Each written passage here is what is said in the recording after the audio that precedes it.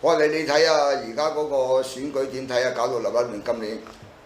我冇 follow 得太，我冇跟得太貼，因為我睇見嗰啲所謂港獨咧，我好抗拒。係咪啊？點解咧？點解咧？因為嗱，我做咗28年公務員，一世都係服務社會、服務香港。咁雖然我依家梗係一場講風涼話啦，離開咗。咁但係見到呢家真係即係啲人無法無天嘅。即係你唔好講話法律法係另外一回事。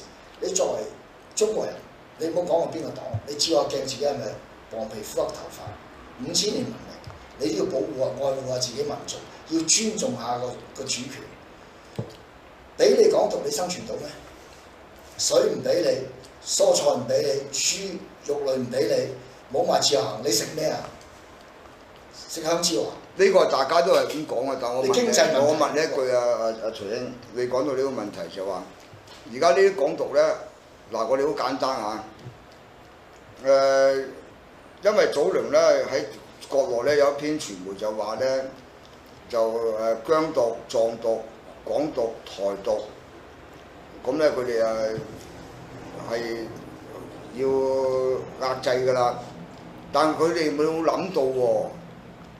喺日本仔打內戰我哋中國嗰陣時咧，國共戰爭立亂，日本仔打中國嗰陣時立亂，嗰個時間咧就最好搞疆獨㗎啦嘛，世界大亂啊嘛，又最好搞藏獨喎，都冇人搞㗎喎，係解放後先搞出嚟㗎，疆獨統獨藏獨，好啦，之前咧你講香港啦，唔好講又講翻近啲，你喺50萬人上街。喺呢個曾蔭權做特首，都冇人敢話講港獨嘅喎。點解你梁振英先生上場揾埋嗰個張曉明落嚟之後，加埋嗰個邵善波之流做中央決策組首席，咁點解你要整緊咗個港獨出嚟呢？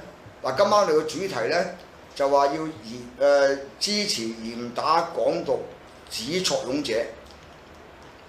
個始作俑者係邊個呢？我哋要講事實啊嘛。邊個搞港獨嘅咧？開始就係由佢梁振英第一份施政報告，就攞咗香港大學學院嗰本雜誌一段出嚟咧，擺喺施政報告嗰度講咗15分鐘，就講話嗰個香港自決論嘅本土自決論。呢個始作俑者就梁振英個別生，炒起件事佢。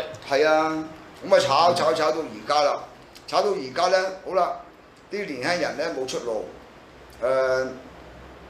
你政府嘅政策，啲議員咧又唔爭氣，咁你俾啲保皇黨咧就會淨係眯埋對眼舉手就護航，政改又過唔到，你中國政府咧應承嘅又冇實行到一國兩制，變咗佢有因有果噶嘛，咁咧年輕人咁咪唔開心啦，變咗呢種港獨咧要分清楚，咁啊啲後生仔咧係知道佢冇能力搞嘅，所以佢而家講就講到2047又自決獨立啊成。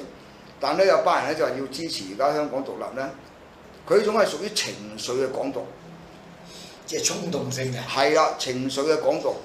其實咧都即係可以。嗱好啦，如果你情緒港獨，根據香港嗰個基本法，或者你中華人民共和國憲法，你都係言論自由嘅喎，點解你要打壓佢咧？佢講咗而家，講都唔得啊！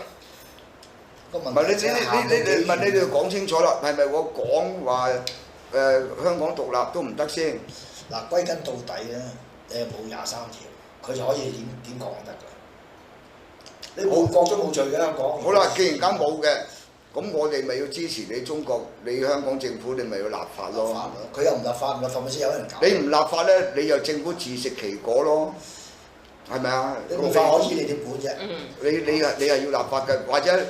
所以我哋以前話佢咧，你唔需要咁快推23條，你推幾條，喺呢方面限制佢。但係而家佢冇做呢個動作，就鬼鼠鼠咧，搞張確認書俾人簽啊嘛。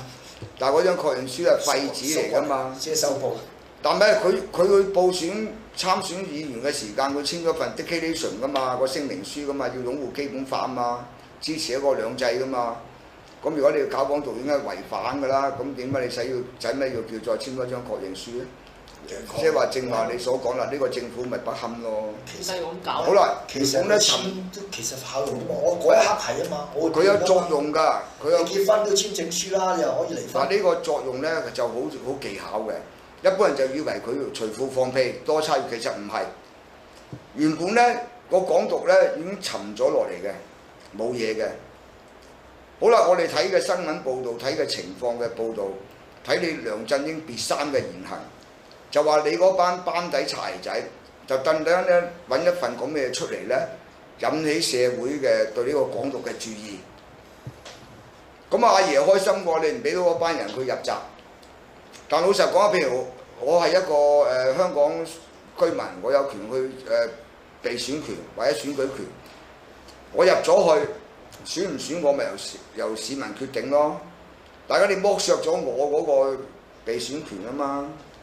而家個社會咧就係嬲呢樣啦，係咪？我話如果你認為我搞港獨講成唔合法嘅，咁你咪拉人封艇咯，食得鹹魚抵得渴㗎。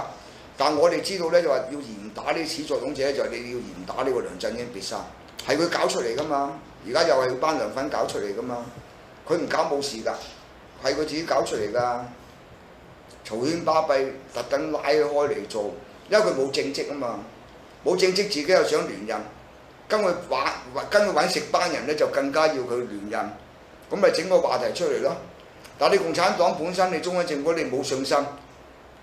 咪區個香港，你唔好講話個法理獨立都冇啦，因為逢一個地方獨立一定有軍隊噶嘛，你何來有軍隊咧？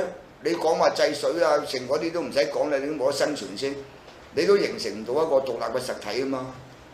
咪孟加拉啊就係冇軍隊啊，到而家都係一個完整嘅獨立國家嚟噶嘛，孟加拉冇嘅。搭檔嘅啫，搭檔印度嘅啫，借帳冇㗎，佢養唔起嘛，所以佢好多嘢都唔係一個好完整嘅實體國家嚟啦。我睇咧，所謂港獨係齋托嘅啫。所以佢咪得個講字咯。好啦，但我哋有一樣嘢咧就好特別啦。